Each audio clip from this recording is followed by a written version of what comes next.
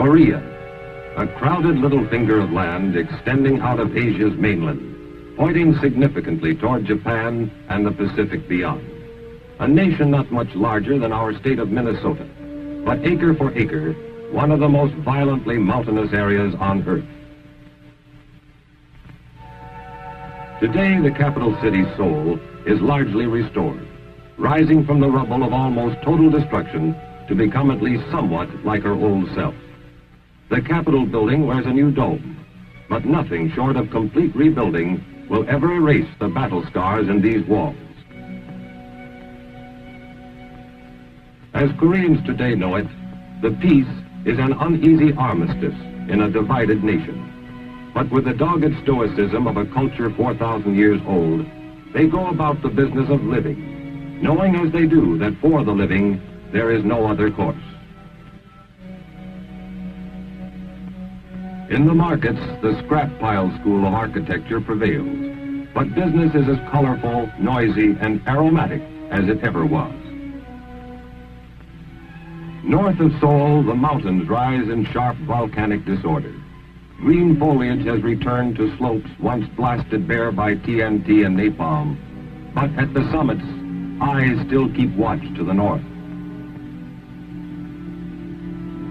Along the demilitarized zone, or DMZ, entrenched forces face one another across no man's land. Here, the armistice decreed, the armies would pull back from one another, forming a buffer zone among the mountains. Once again, Korea, the ancient mountain kingdom of Chosen, is in fact the land of the morning calm. But no one forgets June 25th, 1950. It was still dark, 4 o'clock on a Sunday morning.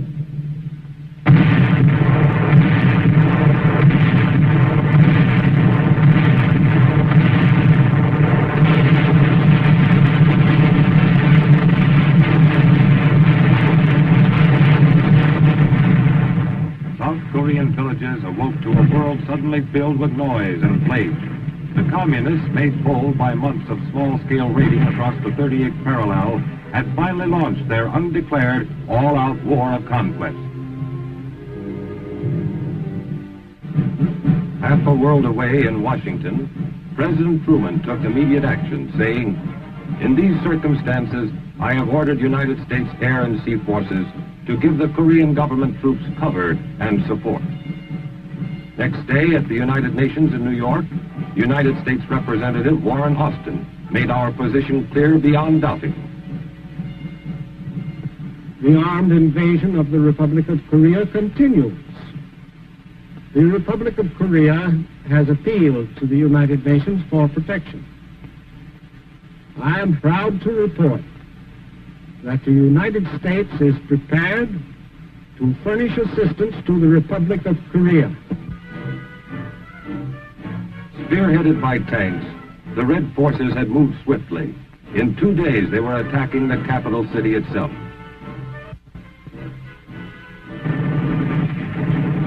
Seoul fell the next day, June 28th. By June 30th, the communists had crossed the Han River south of Seoul and fought through the rail city of Yongdong-po. With their heavy Russian-made tanks, they thrust aside South Korean resistance, racing down the corridor which led through Anyang toward Suwon.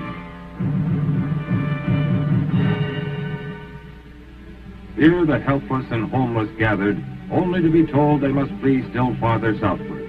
Everywhere they saw their outnumbered countrymen rushing north to join the battle.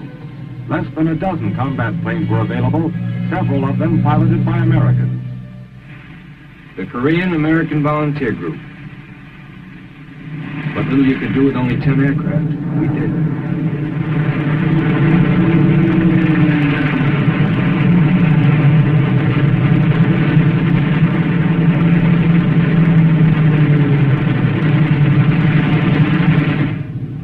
Even as the Red Armor swept towards Suwon, advanced elements of the 24th Infantry Division were being airlifted to Korea from Japan.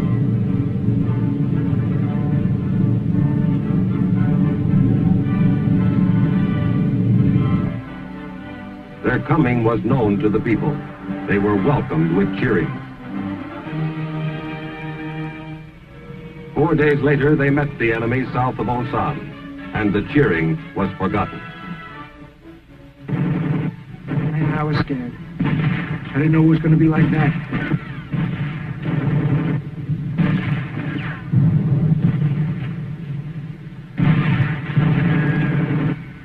The enemy was a lot stronger and better trained than we'd heard. Some guys thought we'd have it easy. It didn't work out that way. Retreat. The few heavier weapons covered each withdrawal as best they could. Where they had divisions, we had companies. Pull back, fight, pull back again. 4 days and nights, nobody slept. We started with a good many green troops. Now anybody could still pack his gear, he was a veteran.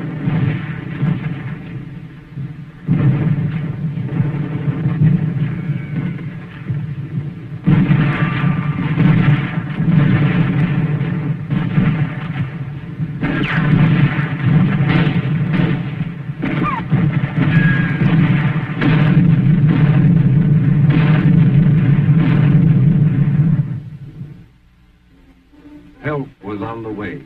In Pusan to the south, more 24th Division troops and equipment were arriving by ship. Not enough. Not nearly enough. But it was a start. Generals Walton H. Walker and William Dean had a tough assignment. Undertake the work of several divisions with elements of only one. One day I looked up and there they was. Man, if I said those fresh troops looked good, I'd be lying. They were beautiful. Not only just troops, but trucks, more heavy stuff, and tanks.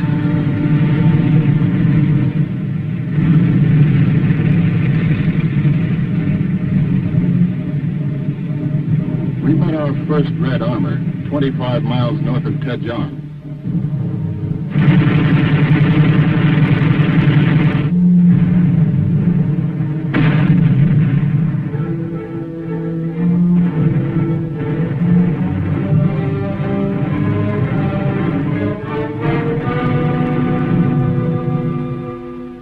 July 13th, Yokota Air Base, Japan. Our first large-scale bombing attack is mounted as more than 50 B-29s take off. The target, Wonsan, key North Korean port city. We wondered how much ack-ack there'd be. There wasn't any at all.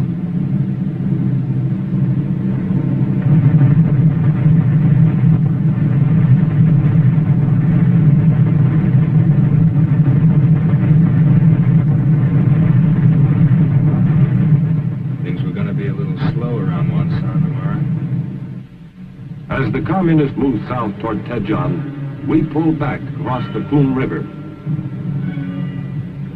This natural barrier offered another chance to buy time from the enemy. We took advantage of it.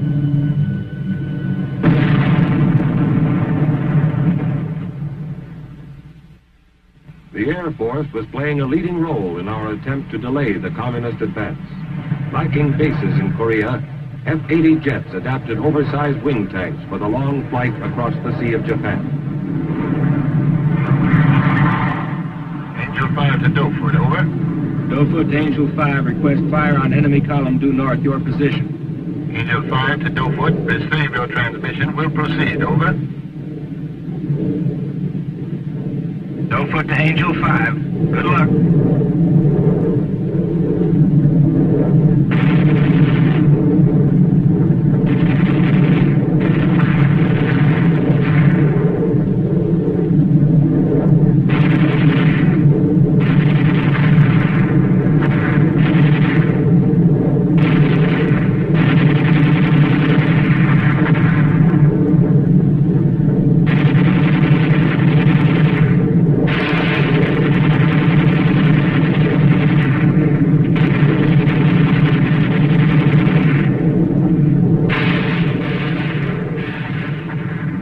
July 18th, the Sea of Japan.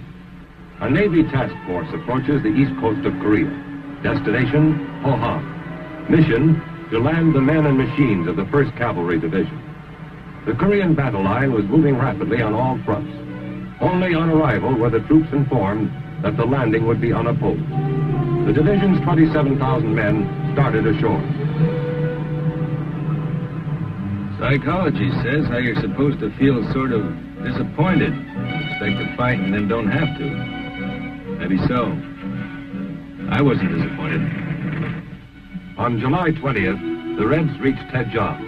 24th Division troops led by General Dean were to hold as long as possible. There was something fishy about Taejon. I mean, they threw in a little artillery and then we waited. Nothing. Nobody. Then wham! They were all over the place.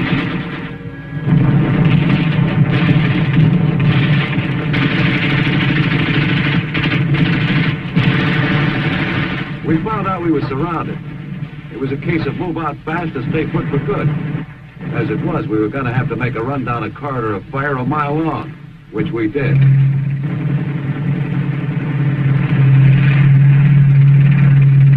We had one more time, but Taejon was gone, and with her, General Dean. We traded time for space. 2 weeks for the land between Taejon and the Naktong River.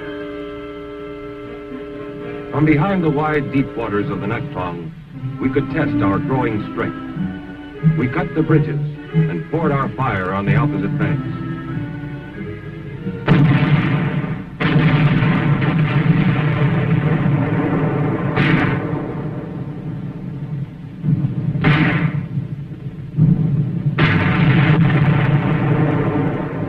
Daily communist attacks probed up and down the length of the line, searching for an opening. Daily, we leveled upon those attacks all the firepower at our command. The line held. In the north and eastern sectors, our OK troops had recovered from the first shattering blows they had taken. They would retreat no more. Where tanks are concerned, Korea is no place to have a war. There's only two directions, up the hill and down the hill. And that perpendicular terrain puts armor in a straitjacket. Still, you do what you can. With a little added elevation, a tank's rifle can be darn good artillery. We found a way to get that extra elevation. It worked fine.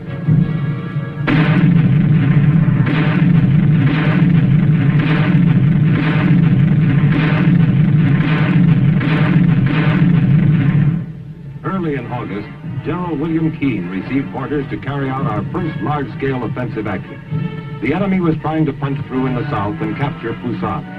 Task Force Keane, composed of General Keane's 25th Division, the 5th RCT, and the 1st Provisional Marine Brigade, was to repel this attack.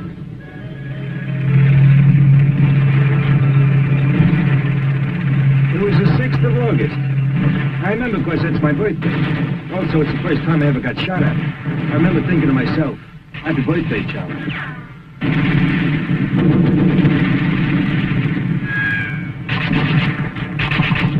The word came down. Time to move again. We had to get to high ground. There's the base of fire. The armor took charge of the low ground. And from the ridge line, sparked by the Marine Brigade, foot soldiers unleashed their fire. Methodical, concentrated, gentle.